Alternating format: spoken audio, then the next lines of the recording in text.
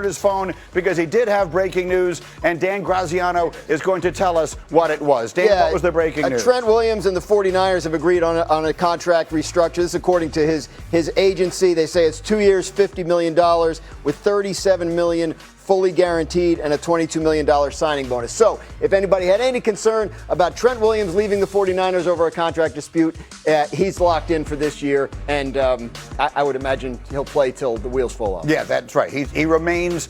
I asked D. Wood about him the other day. Even at his age, he remains one of the absolute best players at his position. That was a good pick. He was the fourth pick. So that's what, but he didn't rush for that many yards. Yeah. All right, that was what Schefter was doing when he wasn't even acknowledging us on right now. And read Adam Schefter's annual column in which he has all of his notes the week of the draft. The one that is getting the most traction right now, Schefter, it's basically exploding the internet, is the very latest on A.J. Brown and the Eagles. Go.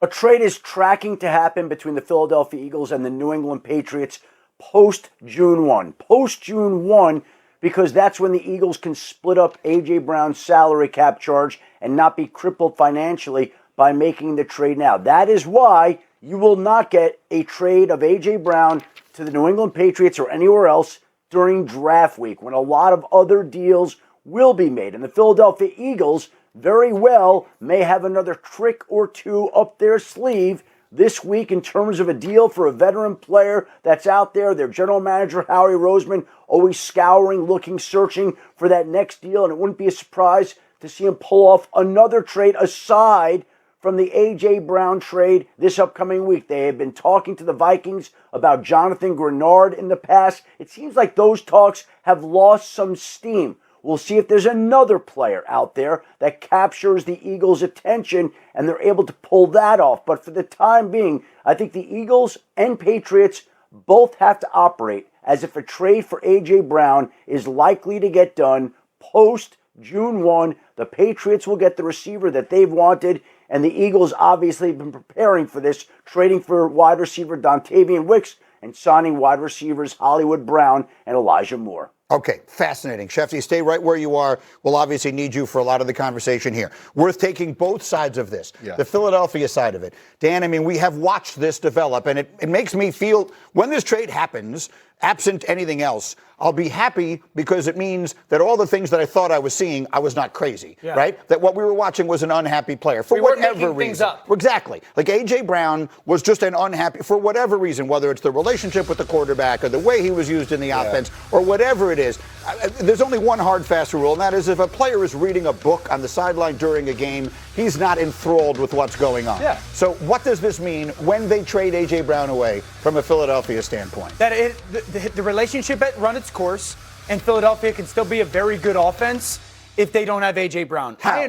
What will it change? Because I just think they're going to change schematically how they play. I think looking at their offense, they're going to play with way less three wide receivers. They're going to draft a tight end early. They only have, I think, Dallas Goedert and Calcaterra under contract. Dallas is older. I go back to 2018 when they had Dallas Goedert and Zach Ertz, and they played them all the time together. Sean Mannion comes over from his time in L.A. as a player, his time in Minnesota as a player and a coach. Both organizations are notorious for playing with multiple tight ends. I think Philadelphia and Howie Roseman are going to sit there and say, we will move A.J. Brown. We're going to draft early in the first round or second round another tight end. We're going to play both those tight ends on the field with a player like a Devontae Smith. I think they're going to change the way they play offensive football in Philadelphia.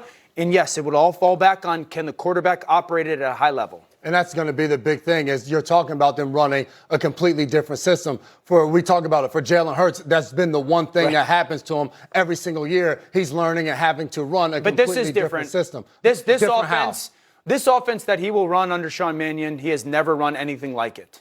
I mean, this is going to be the three things that he just doesn't do and/or doesn't do it well. Is play underneath center, play in the play-action game, and throw the ball over the middle of the field.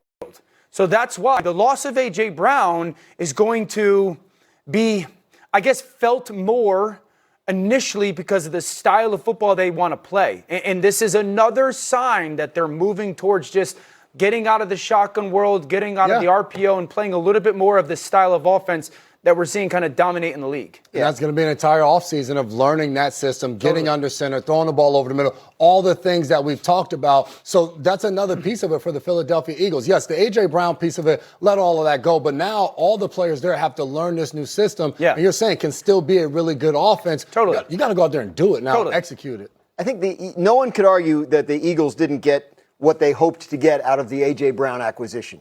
Right? They trade a first-round pick for him on draft night. They end up winning a Super Bowl with him. Obviously, that's what you hope happens.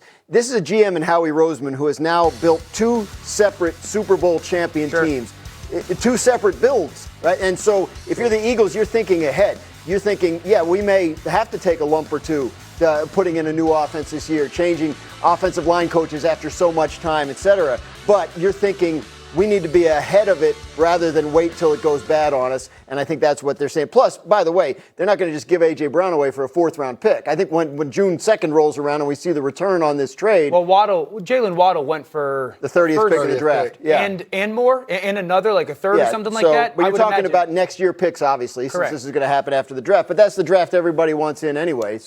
And then you take it from the New England side of it. Yeah.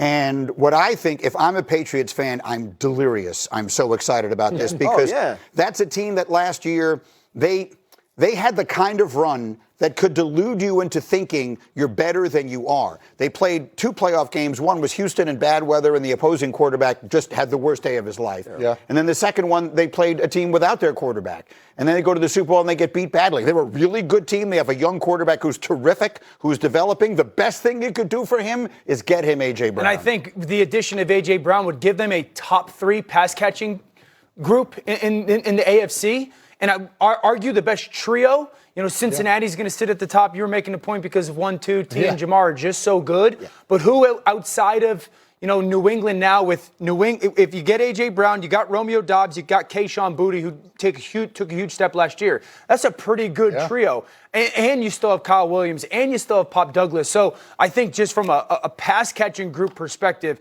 it went from somewhat of a weakness maybe at this point a year ago to now one of the best in the conference. And it's not just, sometimes you bring a player in from the outside, you wonder how he's going to fit. Yeah. But Mike Vrabel coached A.J. Brown in Tennessee. Like, this has been out there for so long. We know he seems like he wants to be there. So I don't think you have those concerns. Stephon Diggs played well for them last year. But at this point in Stephon Diggs' career, he is not what A.J. Brown is in terms of a number 1 wide receiver. And I think obviously you're seeing them level up there. My only question, you hear Schefter say, like, this is happening. If I'm Josh McDaniels, how soon can I get this playbook to A.J. Brown? I want him to hit the ground running with this offense and get in there and say, hey. Go out there, run a stop route, win. Schefter, get back in here.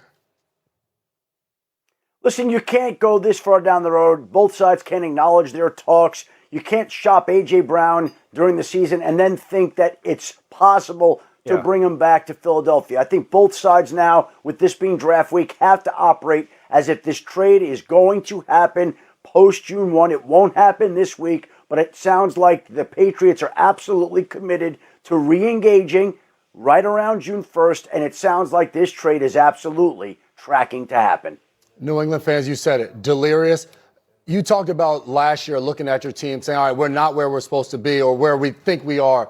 At the same time, if you're a New England Patriots fan, last year you were able to find out we actually have a quarterback that has the ability to go win. So now it's how fast can we get the guys around him while he's still on his rookie contract to be able to go win this thing right now in the AFC. You mentioned AFC North, a lot of new coaches. We talk about the Buffalo Bills. We talk about the Baltimore Ravens and the AFC. They're hitting a little bit of the reset button. For New England, you have a chance now to continue to stack up and go for it all right now. Bo Nix is going to be coming off an injury as we look about that AFC Championship game. Now Drake May showed you, hey, without a dog out there at receiver like an A.J. Brown, I can go and finish second in the MVP. Now you add a guy like A.J. Brown to that offense. What is Drake May going to look like in year 3? And as a quick final thought just on A.J. Brown, he feels like he's been around forever because he's been such a big part of the In June, he'll turn 29. Like he's younger than you perceive him to be. Again, recommended, bordering on required reading. Adam Schefter's column,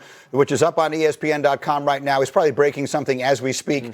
Looking down there at the phone. Shefty, awesome this morning. Thank you. We will see you live from Pittsburgh all week long. Is there something else? Something else? You can say anything you want. He's not going to hear you. He's not even listening to me at this point. This is how my wife responds when we talk about American Express. Makes sense. This is me watching a game with my kids right now. Makes sense. Let's just see if at any point he looks up here. This is as amusing as 3, 2. Now, we could be on this shot an awful long time. No, Coming up, See the you, Big Apple blockbuster. The sexy Dexy make Burrow and the Bengals contenders for the bowl. What will the Giants do with their first 2 picks at 5 and 10? We're into that, plus the love story in the draft. Could Jeremiah go in the top 3? Is that too high for a running back? And what does it mean for the rest of round 1? We'll answer those questions after we see if Graz can answer this one. It's a little diabolical, but I kind of like it. Which number 3 overall draft pick? We're talking about Jeremiah Love maybe going 3.